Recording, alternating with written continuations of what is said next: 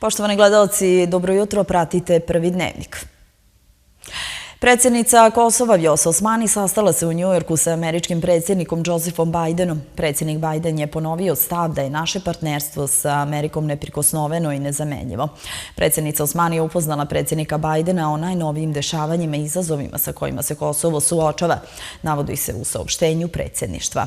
Osmani boravi u Njujorku povodom 78. zasedanja Skupštine Ujedinjenih nacija, gde je imala niz sastanaka sa mnogim svetskim liderima. Predsjednik Srbije Aleksandar Vučić optužio je zapadne države da su priznavanjem nezavisnosti Kosova brutalno pogazile povelju Ujedinjenih nacija i rezoluciju 1244 i negirale sve principe koje danas brane. Ipak istakao je da Srbija i sve njene institucije rade na očuvanju dijaloga sa Kosovom pod okriljem Evropske unije. Vreme je za novi pristup partnera unutar dijaloga Srbije i Kosova, poručuje zamenik pomoćnika američkog državnog sekretara Gabriel Escobar.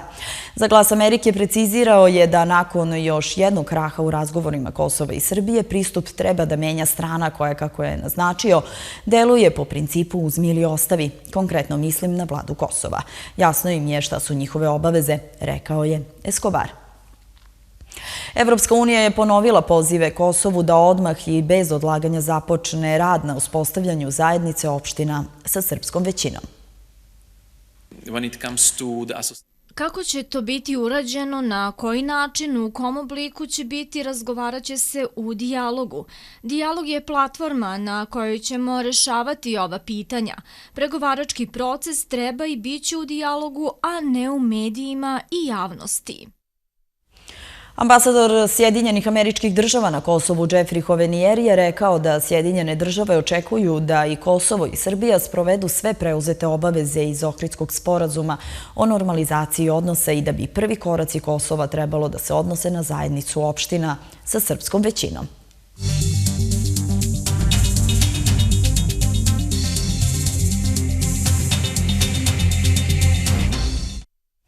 Princip reciprociteta i simetrije prava nacionalnih manjina na Zapadnom Balkanu je prava formula za postizanje stabilnog i dugoročnog mira u regionu.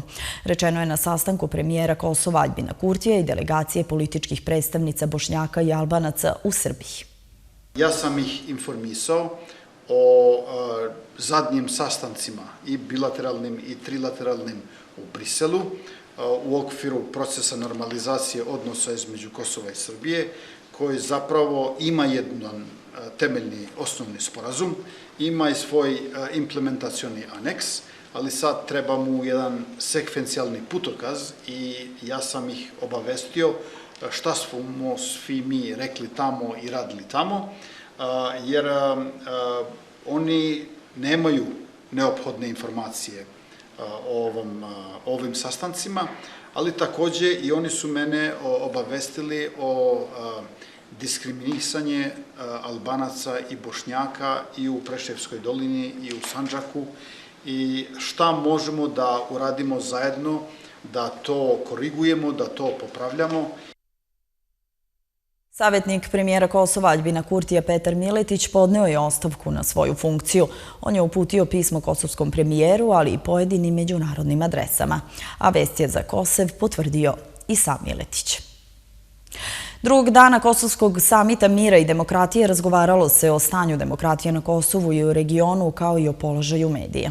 Na zatvaranju je zaključeno da su razgovori tokom samita doprineli i produbljivanju posvećenosti očuvanja demokratije, promovisanju regionalne saradnje i borbe protiv dezinformacije u regionu Zapadnog Balkana.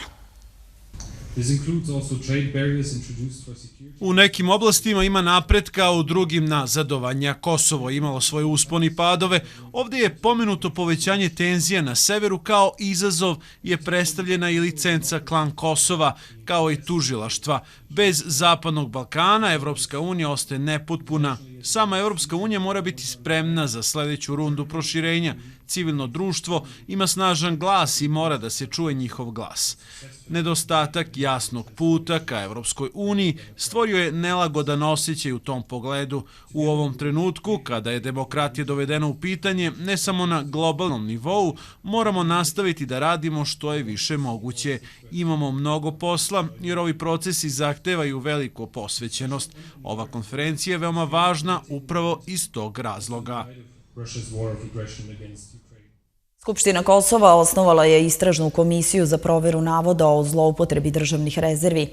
Iako su se tokom predstavljanja inicijative poslanici Samoopredeljenja protivili, na glasanju su podržali predlog za koji je glasalo 69 poslanika, a 6 ih je bilo uzdržano.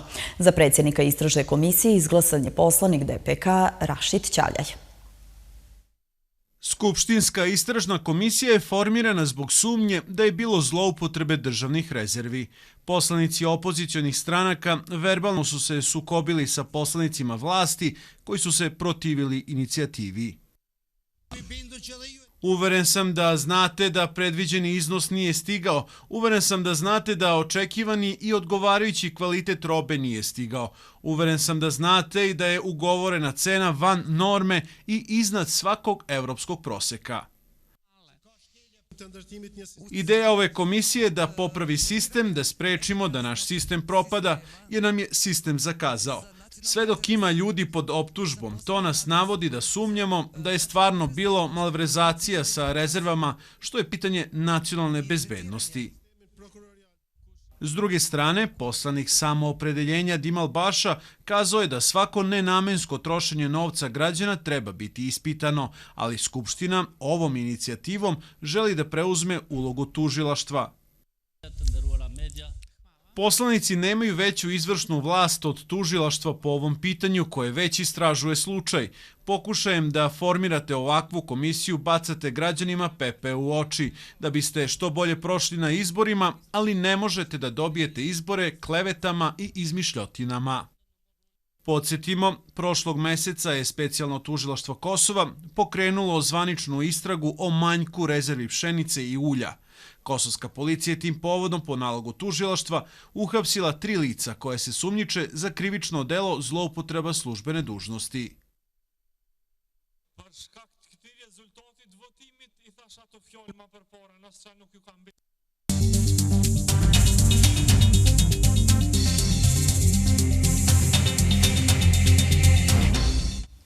Nakon saslušanja pred Osnovnim sudom u Prištini, trojici nedavno uhapšenih Srba određen je pritvor u trajanju od po 30 dana, saznaje Tanjug. Sva trojica se terete za krivično delo ratni zločin protiv civilnog stanovništva, rekli su njihovi branioci.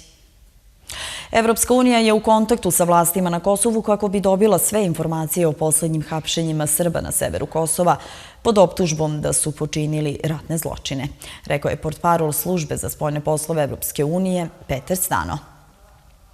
Ambasador Sjedinjenih Američkih Država u Srbiji Christopher Hill rekao je da Sjedinjene Države ne znaju puno detalja o hapšenju trojice Srba sa Kosova. Rečeno je da su povezana sa zločinima koji su se navodno dogodili pre 30 godina, rekao je Hill agenciji Tanjug i istakao da će drugima ostaviti da zaključe zašto su hapšenja usledila neposredno nakon neuspešne runde dijaloga u Briselu i tokom trajanja generalne sednice Ujedinjenih nacija. Pratili ste Prvi dnevnik, ostanite uz RTK 2, sledi izveštaj o vremenu. Narednih dana ostaje promenjivo sa dosta sunčanih perioda i lokalnom pojavom pljuskova i grmljavine. Temperatura će biti u porastu i dostići vrednosti daleko iznad proseka. Poslednjeg dana leta toplo sa sunčanim periodima. Vazdušni pritisak je u porastu pa će u većini predela biti pretežno vedro uz dnevni razvoj oblaka. Jutarnja temperatura od 14 do 17 stepeni, najviša dnevno od 29. do 32. podeljka Celzijusove skale. U Prištini toplu sunčane periode i promenjivu oblačnost.